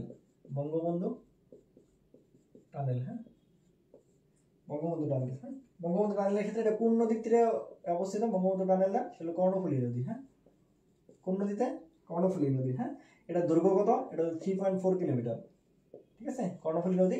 মানে বঙ্গবন্ধু টানেল যদি পরীক্ষা আসে তাহলে মনে রাখবা শুধুমাত্র এটা কি কোন নদীর তীরে, এটাই ইম্পর্টেন্ট। সেটা হলো কর্ণফুলী নদী। হ্যাঁ কোন নদীর তীরে? কর্ণফুলী নদী। হ্যাঁ আর তাহলে এগুলো সব নদীর সাথে সম্পর্ক। নদীর সাথে কিছু সম্পর্ক হলে আমি কি বলছি? চীন। তাহলে এই কর্ণফুলী টানেল মানে কি সব নদীর সাথে সম্পর্ক, তাহলে এটা সহায়তা কে করছে? ভাই চীন করছে। ঠিক আছে, এই আর মোটামুটি টানেল এতটুকু বন্ধু মনে রাখলে হবে। আর কোন কোন অঞ্চল এটা যদি মনে রাখতে চাও তো অবশ্যই চট্টগ্রাম, কর্ণফুলী নদীতে চট্টগ্রাম প্লাস আনোয়ারা বলে আর কি। হ্যাঁ অঞ্চলটা যদি দেখতে চাও একটু দেখে রাখতে পারো, বাট দরকার নেই আর কি। তারপরে চলে আসো বাংলাদেশের আরেকটা কি আমাদের বড় একটা অর্জন কোন জায়গায় আছে? সাবমেরিন আছে। হ্যাঁ সাবমেরিন। ঠিক আছে, তো আমাদের সাবমেরিন এই পর্যন্ত আসা ছিল 2টা, তো বর্তমানে প্লাস আরেকটা যোগ হয়েছে আর কি, মোট 3টা আর কি। হ্যাঁ এই 3টার ক্ষেত্রে আমরা বলি যেটা, তো এইগুলোর বলা হয় এরকম যে এই সাবমেরিন গুলোর নাম হয় এরকম সি মি উই। ঠিক আছে, সিমি উই হয়। হ্যাঁ তো সিমি উই আসলে যে আমাদের সাবমেরিন গুলো আছে এটা হলো 4, 5 আর 6, আমি একবার বলি আর কি। হ্যাঁ তাছাড়া প্রথম যে সাবমেরিন এটা হলো সিমি মানে সিমি উই 4, পরে যে সেকেন্ড যেটা আছে সিমি উই মানে সিমি উই 5, আর লাস্ট যেটা আছে সিমি উই 6। ঠিক আছে, তো প্রথমটা আসলে অনেক পুরানো হয়ে গেছে, সো এটা কখনো পরীক্ষা আসবে না। দ্বিতীয়টা ইম্পর্টেন্ট, দ্বিতীয়টা 2017 সালে। কত সালে? 2017 সালে। তাহলে সিমি উই 5 এর যুগে আমরা আছি, এটা 2017 সালে। এবং এই সিমি 6 যেটা এটা বর্তমানে 2021 সালে চালু হয়েছে, মানে শুরু করা হয়েছে, বাট কাজ এখনো শেষ হয় নাই। এটা শেষ হবে 2024 সালে। কত সালে? 2024 সালে। ঠিক আছে, এই এতটুকু সাবমেরিন থেকে জাস্ট একটু মনে রাখার কি আমাদের সাবমেরিন টোটাল হলো 3টা হইতেছে, কারণ এটা যদি হয় তাহলে 3টা হবে, অলরেডি 2টা আছে। ঠিক আছে, এই 2টা আমার 4 আর 5 আছে। ঠিক আছে, 5 নাম্বারটা 2017 সালে পেয়েছি আমরা, ওটা আমাদের আছেই। ঠিক আছে, আর 6 নাম্বারটা 2021 সালে শুরু হয়েছে, এটা এখনো শেষ হয় না, এটা 2024 সালে যা শেষ হবে। ওকে ওকে তারপর চলে আসো একটু বুঝে দিই আমরা। তারপর মোস্ট ইম্পর্টেন্ট আরেকটা ইস্যু, যেগুলো আমাদের রোহিঙ্গা ইস্যু। হ্যাঁ ঠিক আছে, রোহিঙ্গা ইস্যুতে চলে আসো। রোহিঙ্গারা আছে কত বাংলাদেশে বর্তমানে? আমাদের যে মানে আছে তো অনেক বেশি, আমাদের তথ্য মতে যেটা আছে সেটা 11.5 লাখ। হ্যাঁ ঠিক আছে, 11.5 লাখ। চিন্তা করা যায় একটা দেশের ভূখণ্ডতে, মানে আমাদের ভূখণ্ড, ঠিক আছে, তাদের কোনো দেশ না বা তাদের কোনো কিছু না, তার মধ্যে 11.5 লাখ লোক আমাদের কি আমাদের দেশের বুকে আছে। যাই হোক, এটা মানবতার থেকে এলো ভালো অনেক। ঠিক আছে, যাই হোক, রোহিঙ্গারা অবস্থান করছে কি 11.5 লাখ। বলা হয় রাষ্ট্রবিহীন, পরীক্ষাটা এইভাবে আসতে পারে যে রাষ্ট্রবিহীন, ঠিক আছে, রাষ্ট্রবিহীন, ঠিক আছে, সবচেয়ে বড় জনগোষ্ঠী। প্রশ্নটা এইভাবে আসে অনেক জায়গায়। তাহলে রাষ্ট্রবিহীন মানে কোনো রাষ্ট্র নাই, বাট সবচেয়ে বড় জনগোষ্ঠী যদি বলে, আনসার তাহলে কি ভাই? রোহিঙ্গা। কারণ রোহিঙ্গারা কি আছে? 11.5 লাখ আছে রোহিঙ্গা। হ্যাঁ তাহলে রাষ্ট্রবিহীন সবচেয়ে বড় জনগোষ্ঠী কারা? রোহিঙ্গারা। ঠিক আছে, এই তবে রিসেন্টলি রোহিঙ্গাদের নিয়ে কি করছে বঙ্গবন্ধু কন্যা আমাদের মাননীয় প্রধানমন্ত্রী শেখ হাসিনা কি করছে? একটা জায়গাগুলো ঠিক করছে যে এখানে আসলে এতগুলোকে একটা নির্দিষ্ট জায়গা নেই, সেই জায়গাটা নিয়ে অনেক আলোচনা হয়েছে। এটা হলো বাসান্তর। ঠিক আছে, খুব ইম্পর্টেন্ট, এটা খুব ইম্পর্টেন্ট, বাসান্তর মাস্ট, এটা অবশ্যই মনে রাখবা। হ্যাঁ তাহলে এই যে রোহিঙ্গাদের কি করেছে, 1 লাখ রোহিঙ্গাকে কি করেছে? বাসান্তরে কি করেছে? স্থানান্তর করা হয়েছে। এই বাসান্তরটা কোন জেলায় অবস্থিত? খুব ইম্পর্টেন্ট, নোয়াখালী জেলায়। কোন জেলায়? নোয়াখালী জেলায়। হ্যাঁ বাসান্তরটা কোন জেলায় অবস্থিত? নোয়াখালী জেলায়। ঠিক আছে, নোয়াখালী জেলায়। কত সালে? এটা হলো বঙ্গবন্ধু শেখ হাসিনা, বঙ্গবন্ধু শেখ হাসিনা কি করছে? এটা স্থানান্তর করছে 2020 সালে। ঠিক আছে, তাহলে মাননীয় প্রধানমন্ত্রী শেখ হাসিনা 2020 সালে এই নোয়াখালীতে 1 লাখ রোহিঙ্গা কি করছে? এই ভাষান্তরে কি করছে, মানে আর কি বলে, এটা স্থানান্তর করে দিয়েছে। ঠিক আছে, তাহলে ভাষান্তর রিলেটেড মোস্ট ইম্পর্টেন্ট কথা হলো এটা কোন জেলায় অবস্থিত? নোয়াখালী। কত সালে পাঠাইছে এদেরকে? 2020 সালে। কে পাঠাইছে? শেখ হাসিনা। ঠিক আছে, কয় লাখ রোহিঙ্গারা? 1 লাখ। ঠিক আছে, এটা তো মনে রাখুন, কয় লাখ রোহিঙ্গাকে? 1 লাখ। ঠিক আছে, আর আমরা জানি যে আরাকান যে রাজ্যটা আছে, এর যে রাষ্ট্রীয় নাম কি? এটা পরীক্ষার সময় চলে আসে। রাষ্ট্রীয় নাম হলো রাখাইন। হ্যাঁ, আরাকানদের কি বলা হয়? রাখাইন বলা হয়। হ্যাঁ, আরাকান যে আছে, আরাকানদের কি বলা হয়? রাখাইন বলা হয়। হ্যাঁ, আর রোহিঙ্গা নিয়ে আর 2-3টা তথ্য, এগুলো একটু বেশি ইম্পর্টেন্ট, বাট আমি একটু বলে রাখি গল্পের মতো, এটাকে মনে রেখো। রোহিঙ্গারা যে আমাদের 2020 সালে বা 2017 সালে, 18-19 সালে আসতেছে, ব্যাপারটা এমন না। রোহিঙ্গারা আসা শুরু করছে 1978 সালে। হ্যাঁ, অনেকে এরকম আসা শুরু করলে তুমি আনসার 2000 দিকে খুঁজতে যাও, বাট রোহিঙ্গারা কিন্তু প্রথম আসা শুরু করছে কত? 1978 সাল থেকে। হ্যাঁ, বাংলাদেশে রোহিঙ্গারা আসে 1978 সাল থেকে। হ্যাঁ, এবং রোহিঙ্গারা ওদের দেশে, ঠিক আছে, ওদের দেশে নাগরিকত্ব হারায় 1982 সালে। একটু মনে রাখতে পারো, বাট এটা বেশি ইম্পর্টেন্ট, একটু গল্পের মতো একটু বলে গেলাম আর কি। তাহলে 1978 সাল থেকে আসা শুরু হয়েছে, এবং 1982 সালে ওরা কি করছে? নাগরিকত্ব হারাইছে ওদের দেশে। হ্যাঁ, এই দুটো তথ্য বেশি ইম্পর্টেন্ট না, একটু মনে রেখো আর কি। ঠিক আছে, এটা পর্যন্ত বুঝছো? ঠিক আছে, মুছে দিলাম। তারপর চলো আমাদের আরেকটা, যেটা লাস্ট, মানে আরেকটা মোস্ট ইম্পর্টেন্ট টপিক, সেটা হলো কি? করোনা। ঠিক আছে, করোনা নিয়ে আসলে আগে অনেক কথা ছিল, বাট রিসেন্ট কথা হলো, রিসেন্টে এখন তুমি বুঝবে তোমার জন্য কোনটা ইম্পর্টেন্ট। ধরো করোনা কত সালে বাংলাদেশে আসছে, কত সালে এলো বাংলাদেশে প্রথম দেখা গেছে, কত তারিখে মারা গেছে, কত তারিখে এই কি হয়েছে, অমুক তমুক, এগুলোর চেয়ে বেশি ইম্পর্টেন্ট হলো কি এখন কি কিসের যুগে চলে আসছি? যতটা বেশি করোনার জায়গায় আছি, তার চেয়ে বেশি আমরা টিকার যুগে চলে আসছি। সো আমার পার্সোনাল অভিমত, যত বেশি মানে করোনা পড়বা, তার চেয়ে বেশি টিকাকে এমফেসিস দিবা। কারণ টিকাটা ইম্পর্টেন্ট কেন? কারণ এখন টিকার যুগে চলে আসছি। ঠিক আছে, টিকার মধ্যে বাংলাদেশের প্রেক্ষাপটে যদি বলো, যতটা বেশি টিকার যুগে চলে আসছি, তার চেয়ে বলো কি বুস্টার টিকার যুগে চলে আসছি। তো এই জন্য মানে একটু গুছায় পড়তে হবে যে কোনটা পড়া উচিত আমার। হ্যাঁ, ওটা একটু পড়বো আমরা। দেখো, করোনা নিয়ে অনেক তথ্য, বাট আমি একদম কম করে তোমাদের বলতেছি যতটুকু। করোনার অর্থ কি? করোনার বাংলা অর্থ কি? এটা কি আমরা জানি, পুষ্প মুকুট। হ্যাঁ, ঠিক আছে, করোনার বাংলা হলো পুষ্প মুকুট। হ্যাঁ, ঠিক আছে। এই আর করোনার ক্ষেত্রে আমরা কি করতাম? প্রথম দিকে আমরা পিপি ইউজ করতাম, এটা 15 অনেক সময় আসতে পারে। আমরা জানি পার্সোনাল প্রোটেক্টিভ ইকুইপমেন্ট। হ্যাঁ, ঠিক আছে। এই তাহলে পার্সোনাল প্রোটেক্টিভ ইকুইপমেন্ট বলা হয় পিপিই। হ্যাঁ, এটা মনে রাখতে পারো আর কি। তারপর স্যার আমি বলছি, আমি আর ওগুলো বললাম না, কত সালে টিকা আসছে, মানে কত তারিখে করোনা প্রথম দেখা দিয়েছে, কত তারিখে প্রথম মারা গেছে, বা এই তথ্য যেগুলো আছে তোমরা যেগুলো পড়ছো ওগুলো দেখে যাও। বাট আমি যেগুলো ইম্পর্টেন্ট ব্যাপার, সেটা হলো কি, আমি টিকা নিয়ে কথা বলবো। হ্যাঁ, তাহলে বাংলাদেশ কততম দেশ হিসেবে টিকা দিচ্ছে? 54তম দেশ হিসেবে, খুব ইম্পর্টেন্ট। তাহলে আমরা যে টিকা দেওয়া শুরু করছি, কততম দেশ হিসেবে বাংলাদেশ টিকা দেওয়া শুরু করছে? 54তম দেশ হিসেবে। হ্যাঁ, ঠিক আছে, 54তম দেশ হিসেবে। তারপর চলে আসো, প্রথম টিকাটা কে দিচ্ছে জানো?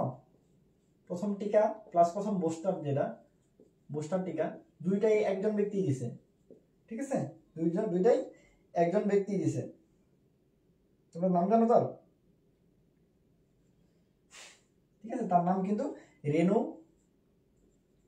Veronica Costa. হ্যাঁ, উনি বাংলাদেশের প্রথম কি করছে? টিকা হলো প্রথম, তার শরীরে প্রথম টিকা দেওয়া হয়েছে, এবং উনি প্রথম বুস্টার টিকাও দিয়েছে। ঠিক আছে, আর এই যে বুস্টার টিকাটা বললাম, এই বুস্টার টিকা কত তারিখে বাংলাদেশে প্রথম দেওয়া শুরু হয়েছে জানো? সেটা মনে রাখবো, 19শে ডিসেম্বর 2021। হ্যাঁ, ঠিক আছে, 19 ডিসেম্বর 2021।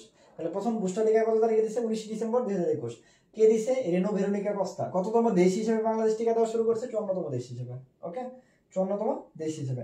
আর যে ভাইরাস বা যে রোগটা, যে ভাইরাস দ্বারা হয়, ওই ভাইরাসটার নাম তোমাদের বায়োলজি বইও আছে, তাই তার নাম কি?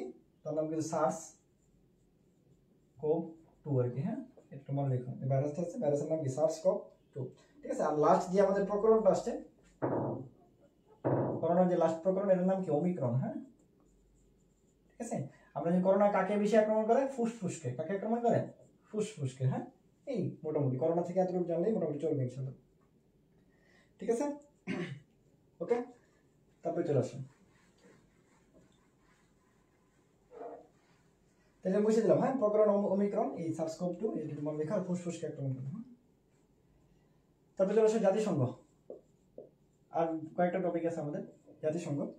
জাতিসংঘের হলে কি, কয়েকদিন আগে কততম অধিবেশন গেল? 76তম অধিবেশন। হ্যাঁ, 76তম অধিবেশন, খুব ইম্পর্টেন্ট। 76তম অধিবেশনে তোমরা জানো, 76তম অধিবেশনে আবার কি করছে বাংলা, মানে আমাদের এই জাতিসংঘের যে 76তম অধিবেশন হয়েছে, এখানে মাননীয় প্রধানমন্ত্রী শেখ হাসিনা আবার কি করছে? পুনরায় বাংলায় ভাষণ দিছে। হ্যাঁ, এটা খুব ইম্পর্টেন্ট। ঠিক আছে, অবশ্যই মনে রাখবা। তাহলে 76তম যে অধিবেশন আছে, এখানে বঙ্গবন্ধু কন্যা শেখ হাসিনা কি হয়েছে? 6 দফা প্রস্তাব উত্থাপন করছে। হ্যাঁ, 6 দফা প্রস্তাব উত্থাপন করছে। ওকে, ঠিক আছে, 6 দফা প্রস্তাব উত্থাপন করছে। ঠিক আছে, এটা খুব ইম্পর্টেন্ট। এবং কি কোন ভাষায় প্রকাশ করছে? বাংলা ভাষায়। হ্যাঁ, কোন ভাষায়? বাংলায় কিন্তু। হ্যাঁ, খুব ইম্পর্টেন্ট। আচ্ছা, তারপর চলে আসো। তারপর যেটা মনে রাখবা, এই যে জাতিসংঘের বাংলাদেশের কি হয়েছে, একজন স্থায়ী প্রতিনিধি হলো কি, স্থায়ী প্রতিনিধি পাইছি আমরা। এটা খুবই ইম্পর্টেন্ট। ঠিক আছে, কারণ এটা আমাদের অনেক বড় একটা অর্জন যে হ্যাঁ, জাতিসংঘের একজন স্থায়ী প্রতিনিধি, সে হলো বাংলাদেশের নাগরিক। ঠিক আছে, এটা খুবই ইম্পর্টেন্ট, মানে খুবই হলো কি মানে প্রাউড ফিলের জায়গা। তার নাম কি? রাবাব ফাতেমা। হ্যাঁ, তার নাম কি? রাবাব ফাতেমা। হ্যাঁ, ঠিক আছে, তাহলে বাংলাদেশ কি বলছি, জাতিসংঘের স্থায়ী প্রতিনিধি, বাংলাদেশের স্থায়ী মানে বাংলাদেশের সে, তার নাম কি? রাবাব ফাতেমা। ঠিক আছে, আর বাংলাদেশ এই 76তম অধিবেশন বাংলাদেশ কি হিসেবে নির্বাচিত হয়েছে? সহসভাপতি হিসেবে নির্বাচিত হয়েছে। কি হিসেবে নির্বাচিত হয়েছে? সহসভাপতি হিসেবে নির্বাচিত হয়েছে। বাংলাদেশ কি হিসেবে নির্বাচিত হয়েছে? সহসভাপতি হিসেবে বাংলাদেশ কি হিসেবে নির্বাচিত হয়েছে। ওকে, তাহলে বিডি মানে বাংলাদেশ সহসভাপতি হিসেবে নির্বাচিত হয়েছে। ওকে, এটি পর্যন্ত ক্লিয়ার? তাহলে বলছি 76তম অধিবেশন বঙ্গবন্ধু কন্যা শেখ হাসিনা কি করছে? বাংলায় হলো কি করছে? বক্তব্য দিয়েছিল, 6 দফা প্রস্তাব উত্থাপন করছে। এটা স্থায়ী প্রতিনিধি হয়েছে বাংলাদেশের একজন, তার নাম কি? রাবাব ফাতেমা। আর বাংলাদেশ এই 76তম অধিবেশন কি হয়েছে? সহসভাপতি নির্বাচিত হয়েছে। ওকে, ঠিক আছে। তারপর চলে আসো মেট্রো রেল।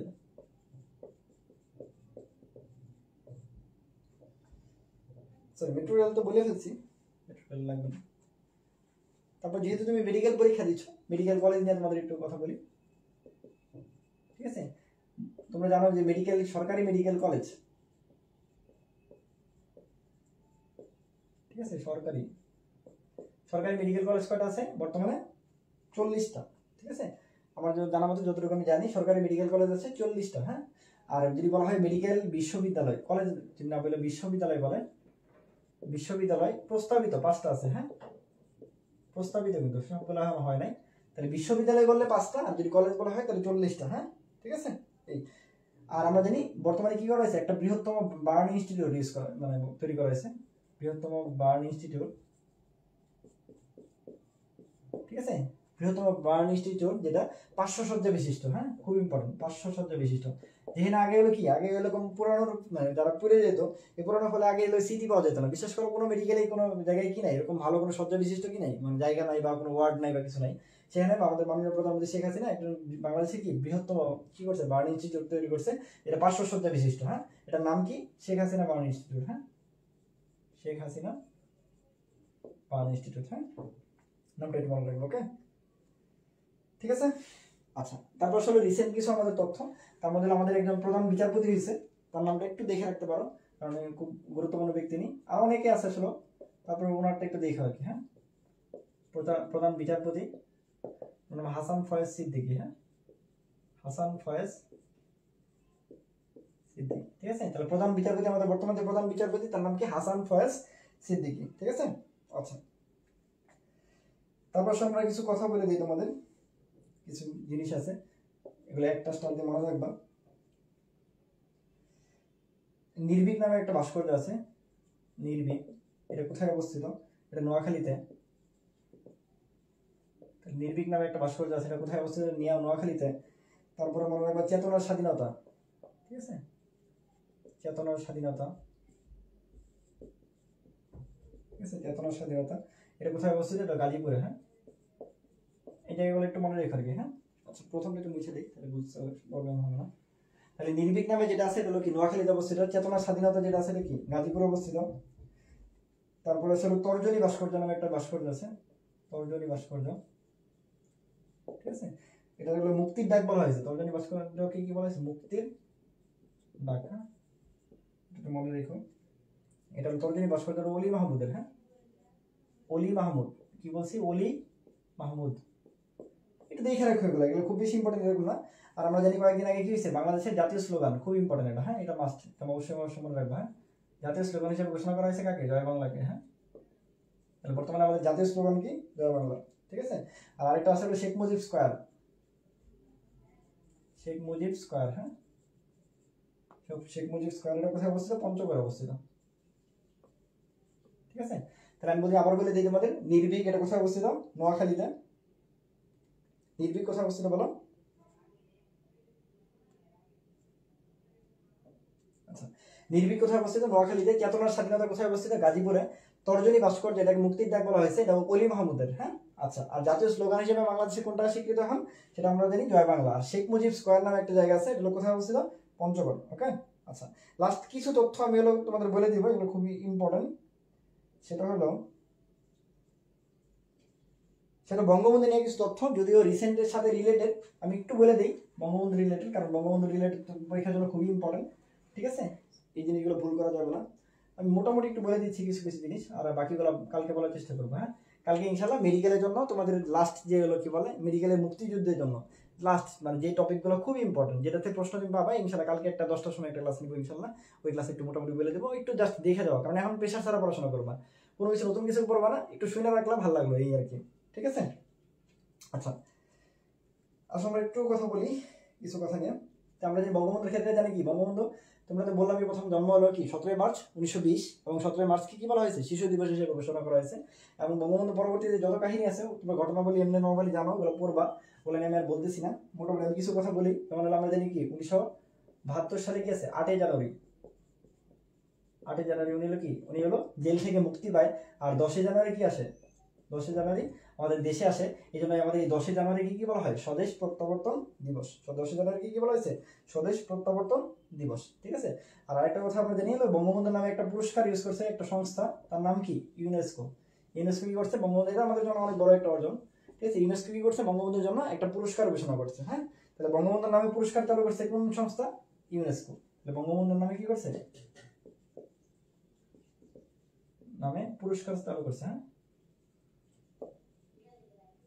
তোমাকে যদি বলে জিজ্ঞেস করে বঙ্গবন্ধু নামে পুরস্কার করছে কোন সংস্থা? ইউনেস্কো। মনে রাখবে আমাদের বাংলাদেশের সাথে রিলেটেড যত কিছু আছে সবকিছু কিন্তু ইউনেস্কোর সাথে রিলেটেড। হ্যাঁ, এই জন্য আনসার ইউনেস্কো থাকলে দেখাবো। ঠিক আছে, আচ্ছা। তারপর চলে আসো বঙ্গবন্ধুর যে বায়োপিক আছে, বঙ্গবন্ধুর বায়োপিক যে আছে, এটা হলো এটার পরিচালককে শ্যাম বেনেগাল। হ্যাঁ, একটু মনে রেখো। ঠিক আছে, শ্যাম বেনেগাল। ওকে। আর জাতিসংঘে একটু আগে বললাম যে শেখ হাসিনা যে জাতিসংঘে বাংলায় ভাষণ দিছে, তবে কিন্তু জাতিসংঘে প্রথম বাংলায় ভাষণ কে দিছিল? সেটা কিন্তু বঙ্গবন্ধু। ঠিক আছে, জাতিসংঘে প্রথম বাংলায় ভাষণ কে দিছিল? বঙ্গবন্ধু। হ্যাঁ, কততম অধিবেশনে? 29তম অধিবেশনে। 29তম অধিবেশনে। আর শেখ হাসিনা কততম অধিবেশনে দিল? শেখ হাসিনা দিয়েছে 76তম অধিবেশনে। হ্যাঁ, তাহলে বঙ্গবন্ধু দিয়েছিল 29তম অধিবেশনে, আর শেখ হাসিনা বাংলায় কত দিল? 76তম অধিবেশনে। আর এই 29তম যে অধিবেশন, এটা 1974 সালে হয়েছিল। হ্যাঁ, যদি তুমি সালটা মনে রাখতে পারো ভালো, না রাখলে দরকার নেই, বাট অধিবেশনটা মনে রেখো। আর শেখ হাসিনা কত? 76তম অধিবেশনে। ওকে, এটা পর্যন্ত ঠিক আছে কিনা? আর বঙ্গবন্ধু একটা পদক পাইছে, তার নাম জুলিও কুরি পদক। হ্যাঁ, জুলিও কুরি পদক। হ্যাঁ, এই জুলিও কুরি পদকটা কত সালে পাইছে? 1973 সালে। হ্যাঁ, তাকে প্রদান করা হয়েছে 1973 সালে। ওকে, ঠিক আছে, মানে তাকে প্রদান করা হয়েছে, পদকটা প্রদান করা হয়েছে 1973 সালে। এটা বিসিএস আসছিল, এটা দেখে রাখতে পারো। ঠিক আছে, আর লাস্ট যেটা আমরা বলবো, এটা বলে শেষ করে দেবো ইনশাআল্লাহ আজকে। সেটা বঙ্গবন্ধু 3টা বই, খুব ইম্পর্টেন্ট। ঠিক আছে, বঙ্গবন্ধুর 3টা বই। 3টা বই কি কি আছে? 1 নম্বর আমরা জানি অসমাপ্ত আত্মজীবনী।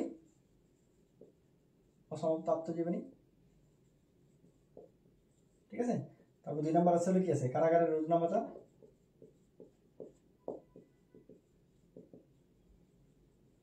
আর 3 নম্বর আছে আমার দেখানো আয়াতিন। হ্যাঁ,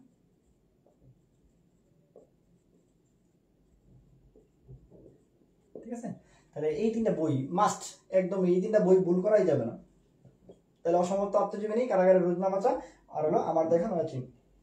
ঠিক আছে, আর এই অসমাপ্ত আত্মজীবনী যেহেতু বেশি ইম্পর্টেন্ট, আমি একটু ডিটেলসে বলি, অল্প কিছু কথা বলে শেষ করে দেবো আজকে ক্লাস। হ্যাঁ, অলরেডি অনেক সময় হয়ে গেছে।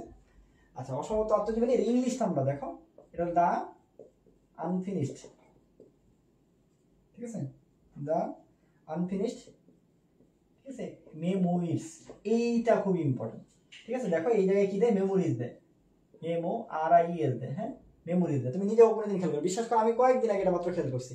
আমি নিজে ভাবতাম এটা মেমোরিজ মনে হয়, আত্মজীবনী যেহেতু এটা মেমোরিজ মনে হয়, কিন্তু এটা মেমোরিজ কিন্তু। হ্যাঁ, ঠিক আছে, মেমোরিজ কিন্তু। হ্যাঁ, MEMOIRS। ঠিক আছে, নট MO মানে মেমোরিজ না, বুঝছো? RIES না, অর্থাৎ এটাই ভুল। তুমি দেখবে তোমার কাছে মনে হবে এটাই মনে ভুল, এটাই মনে ঠিক, বাট অ্যাকচুয়ালি আসলে ওটাই ঠিক।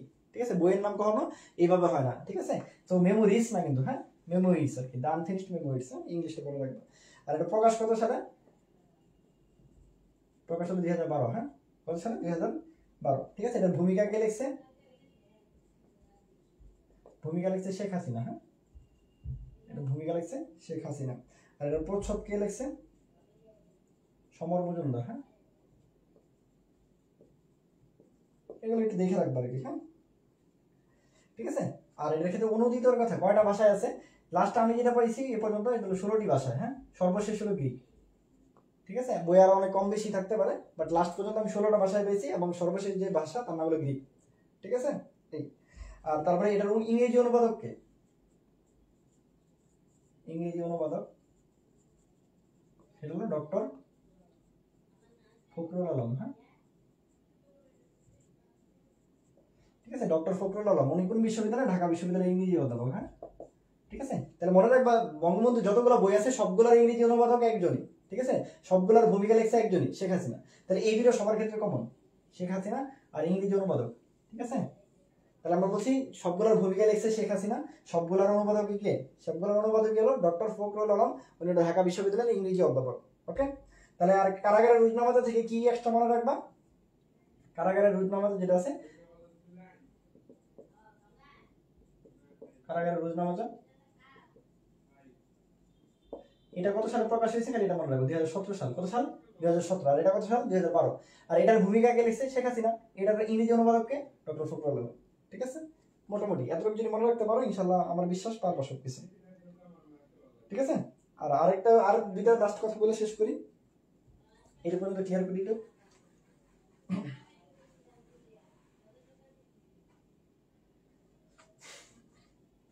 সেটা হলো দেখো বঙ্গবন্ধুকে রাজনীতির কবি বলছে কে? এটা তোমরা অনেকে জানো, রাজনীতির কবি। বঙ্গবন্ধুকে রাজনীতির কবি হিসেবে বলছে নিউজ উইকস, নিউজ উইকস, ঠিক আছে। এটা খুবই ইম্পর্টেন্ট, এটা ইনফিনিটি স্টার দিয়ে মনে রাখবো। বঙ্গবন্ধুকে রাজনীতির কবি বলছে কে? News weeks. আর 7ই মার্চের ভাষণ, 7ই মার্চের ভাষণ ছাপানো হয়, হ্যাঁ ছাপানো হয় কোন পত্রিকায়? গার্ডিয়ান পত্রিকায়, ঠিক আছে। তাহলে রাজনীতির কবি বলা হয়েছিল নিউজ উইকস বলছে রাজনীতির কবি। আর 7ই মার্চের ভাষণ যেটা ছাপানো হয়েছিল কোন পত্রিকায়? সেটা কোন পত্রিকায় বলো?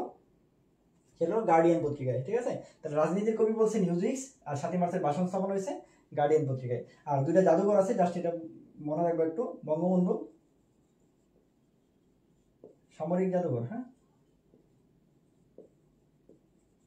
ঠিক আছে। একটা হলো বঙ্গবন্ধু সামরিক জাদুঘর আর একটা হলো বঙ্গবন্ধু জাদুঘর,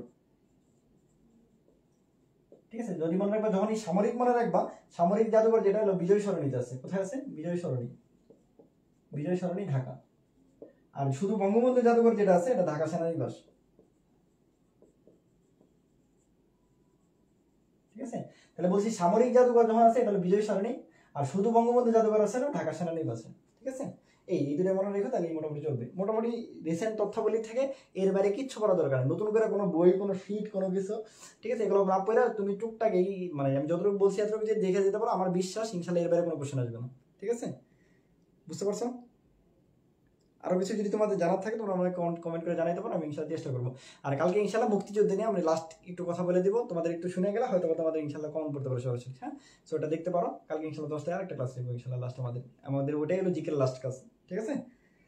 আর লাস্ট যেটা হলো যারা আমাদের ইউটিউব চ্যানেলে দেখবো অবশ্যই আমাদের ইউটিউব চ্যানেল অবশ্যই সাবস্ক্রাইব করে রাখবা। আর পরবর্তীতে যে কোনো ভিডিও পাইতে অবশ্যই আমাদের বেল আইকনটা প্রেস করে রাখবা, ঠিক আছে। সবাই আমাদের জন্য দোয়া করবে, সবার জন্য শুভকামনা। আসসালামু আলাইকুম।